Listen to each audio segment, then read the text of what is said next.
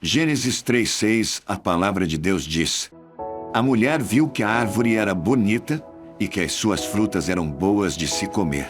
E ela pensou como seria bom ter entendimento. Aí apanhou uma fruta e comeu.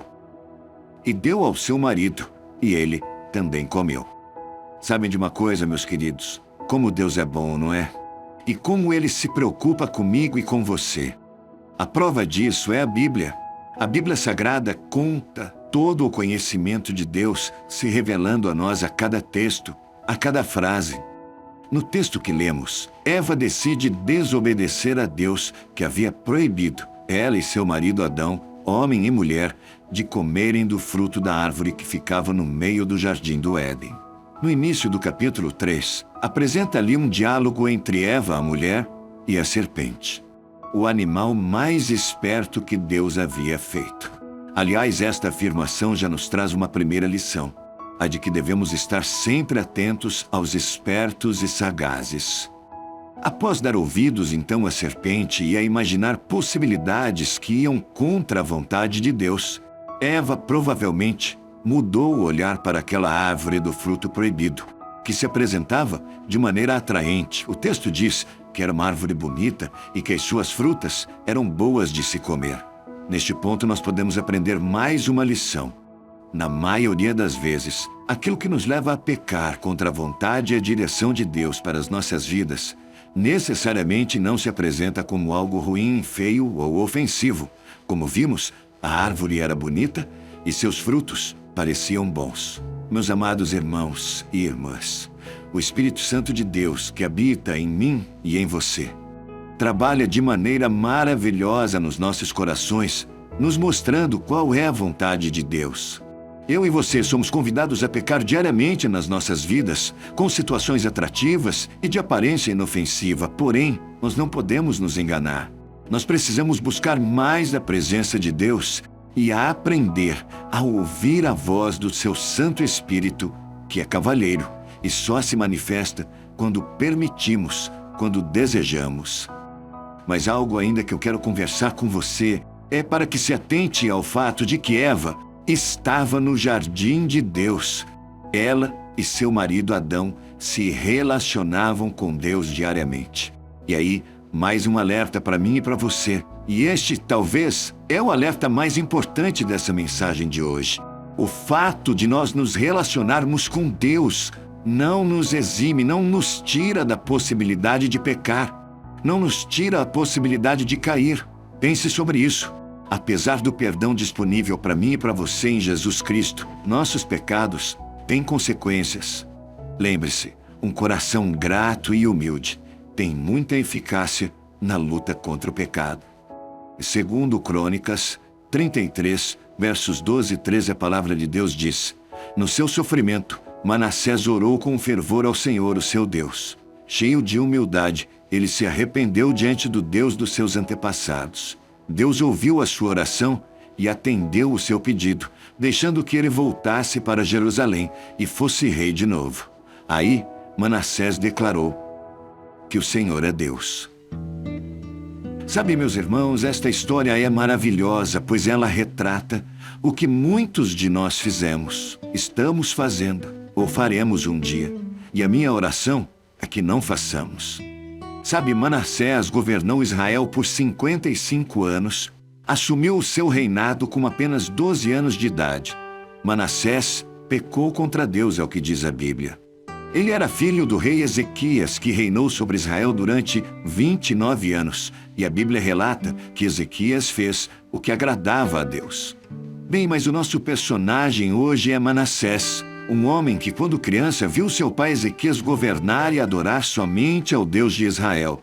Porém, quando se tornou rei, a Bíblia diz que ele seguiu os costumes nojentos dos povos que Deus havia expulsado das suas terras, à medida em que Israel avançava. Manassés construiu altares de adoração a estrelas, chegou a queimar seus filhos como sacrifício, consultava adivinhos, enfim, ele desagradava ao Senhor. Eu quero fazer aqui um paralelo com os dias de hoje. Às vezes nós crescemos ouvindo a palavra de Deus através dos nossos pais. Passamos a vida vendo o exemplo deles de fé e retidão, seja dos nossos pais ou avós. E então, sem o menor constrangimento, de uma hora para outra, abandonamos estes ensinamentos e nos entregamos aos prazeres do mundo e às práticas que desagradam ao Senhor. Deixamos de dar a Deus o seu verdadeiro valor e o seu lugar nas nossas vidas. Foi assim que o rei Manassés agiu. E assim como Deus falou com ele através dos seus profetas, o chamando ao arrependimento, ele, nos dias de hoje, o nosso Deus, também tem nos chamado. A pergunta é, você consegue perceber esse chamado? Manassés não ouviu a Deus. Então, o exército inimigo, em uma das batalhas, o levou de maneira violenta como prisioneiro para a Babilônia. No seu sofrimento, Manassés orou a Deus como nós lemos no texto, no início, que está no segundo livro de Crônicas, que diz: no seu sofrimento, Manassés orou com fervor ao Senhor, o seu Deus. Cheio de humildade, ele se arrependeu diante do Deus dos seus antepassados. Deus ouviu a sua oração e atendeu o seu pedido, deixando que ele voltasse para Jerusalém e fosse rei de novo. Aí Manassés declarou que o Senhor é Deus. Sabe, quando nós olhamos para a história de Manassés, aprendemos que o amor e a misericórdia de Deus estão disponíveis àqueles que se arrependem com o coração cheio de humildade.